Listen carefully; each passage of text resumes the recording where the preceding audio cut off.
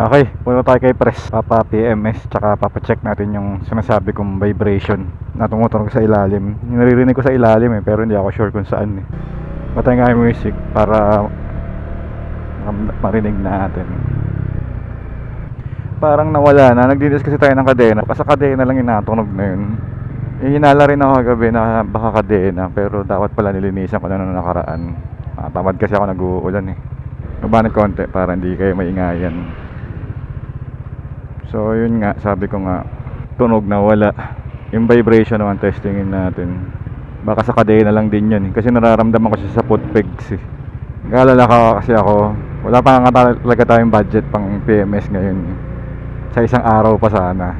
Hindi tayo masyado makahataw kasi nag-aalangan ako sa motor natin. May nararamdaman ako nagbabibrate sa ilalim. Tapos pag umaarangkada parang natunog siya. Pag galing sa mabagal or galing sa stop, inisip ko na impossible na nagbabibrate sa ilalim. Check ko nga yung kadena kung maluwag. Yan, naramdam ko pag nag-accelerate.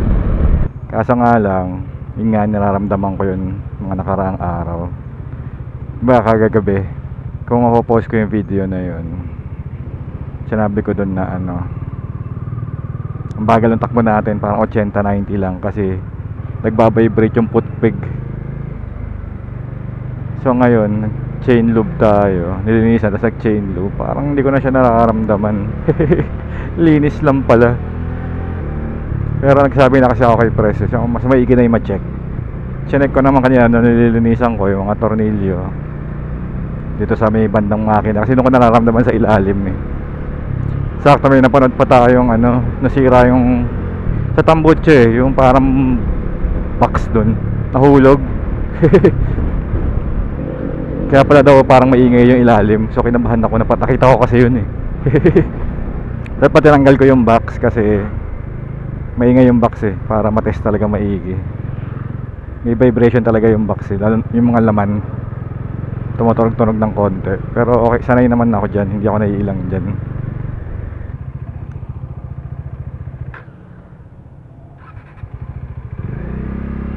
Namatay na naman. Papacheck natin yan kung bakit namamatay. Ito, testing natin sa medyo mabilis.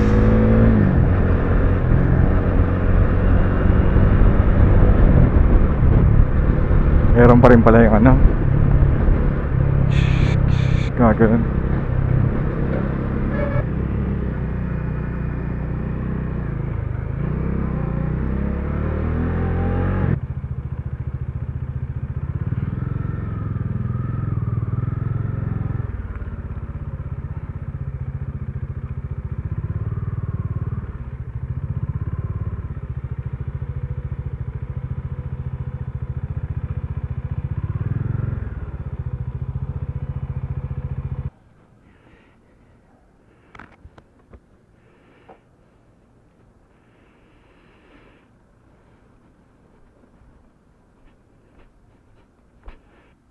May naturog sa ilalim pag umarangkada. Pero isang katok lang. Kada umarangkada lang. Pwede ba yung sa kadena? Pops, una na ako. Salamat. Katuloy na ako. Salamat.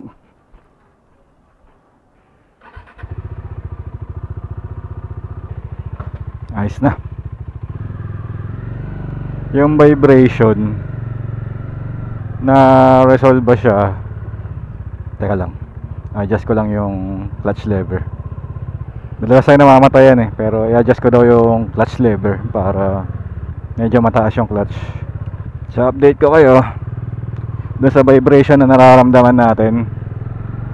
Walang yung kadena lang, medyo may mga matigas na siyang part. Mahal pa naman ang kadena, hindi ko kasi siya maintain na naman. Tapos hinigipitan lang ng konti kasi medyo maluwag pala. So okay na siya. Yung vibration na nararamdaman ko sa foot pegs wala na. Nilube lang ulit kasi wala tayong chain lube. Naglinis tayo kanina, di ba? Tsaka maingay pag pinapaikot ni Press, maingay talaga. Buti na pa. Ang ginawa ni Press, di ba? May matigas na part, minasahe lang. Parang pinupukpok-pukpok lang para siguro lumawag-luwag ng konti yung part na matigas. Siguro pag pinupukpok, nasa-shock na tatanggal yung mga dumi doon sa part na matigas. So okay na siya ulit. Tapos yung tumutunog, nasabi kong natunog sa ilalim, yun pala yung isang matigas na part. Pag umiikot dun sa sprocket na maliit, yung nasa makina na sprocket, tumutunog siya. Kaya may naririnig akong tunog. Tsaka sabi ko di ba may vibration ako nararamdaman. Kaya ka lang mamaya, testing natin sa expressway pagpasok. Kasi ngayon wala pa ako, kasi mabagal pa rin naman kasi. Sabi ko kasi kay Pres baka sa makina yung natunog na yun. Sabi ko, or sa kadena. Sabi niya kung sa makina yan, hindi yan mawawala, dire-diretso dapat yan. So sabi ko, kadena nga. O di nung sinek ni Pres, yun nga, kadena nga. O nagpa-PMS na rin tayo, so okay na. Ganyan naman tayo sa mga ahon, pero hindi naman siya gutter, kaya yan. Okay, balik ako kayo mamaya pag sa ano tayo, papasok na. Okay, expressway. So far, takbo ko 80. Wala na ako nararamdaman na vibration masyado.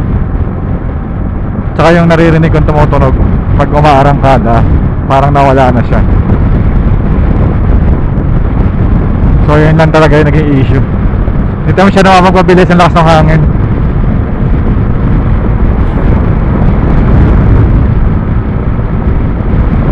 Yan, ganito kabilis, wala na. 5th gear, 100.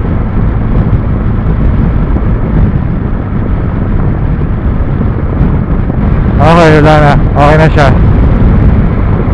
Sa kadena lang pala talaga.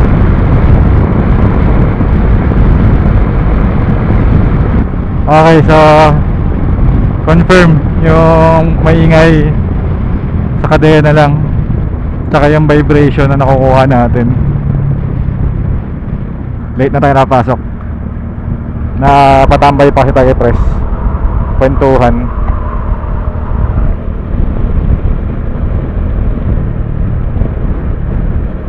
Nasa may nakilala tayo, isang kasamahan natin sa grupo, nanonood din daw pala siya sa atin, si Sir. Kaso gusto ko sana siyang bigyan ng sticker, kasi nahihiya ako magbigay. Kasi mataon niya walang mga nakakabit na sticker ng mga ano, mga sticker ng mga vlogger ganun.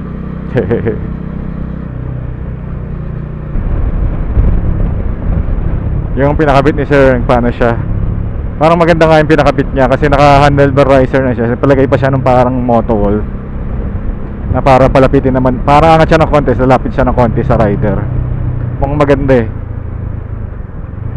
Lapit na nun, hindi na nakakapagod yun, lalong sulit yun. Traffic ay parang gusto ko subukan din eh. So ayun, okay na yung motor natin. Natakot lang tayo kasi akala natin sa makina. So thank you na matindi kay Pres, saka shoutout kay Paps na nagpakabit ng ano, parang riser. Tsaka clutch easier, shoutout. Nandito na tayo traffic, wala tayong magawa.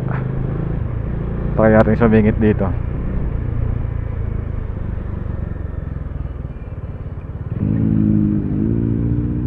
Ganda ng tunog. Anong motor yun? Hindi ko nakita eh. Anong motor kaya yan? Ninja 1000. Ganda oh. Ninja 1000 nga. Kaso ang pangit nung pala ng tangke niya. Hindi, parang hindi man pangit, pero parang ano, pag nilalagyan or malapad lang yung tank bag niya, kaya ganun. Parang ano, ang laki ng space sa ilalim, kitang kita.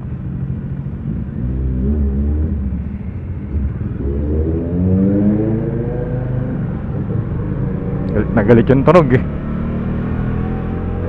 Wum wum.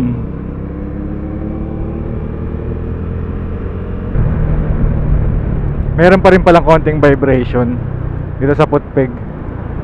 Siguro hindi na talaga maremedyohan yung ano, yung matigas na part. Hindi na talaga kaya lahat. Kaya nararamdaman ko yung vibration. Konti na lang naman, hindi kagaya dati. Yung kagabi pauwi tayo, ang bagal ang takbo natin kasi takot ako, parang ano eh, feeling ko may maluwag na sa ilalim ng ano eh, makina eh, baka may mahulog eh. Pero ngayon okay na siya ulit. Pati nga yung natunog na wala na. Hold ulit. Hindi, yung tunog kasi nawala na talaga siya totally. Yung vibration na lang yung merong konti sa footpeg.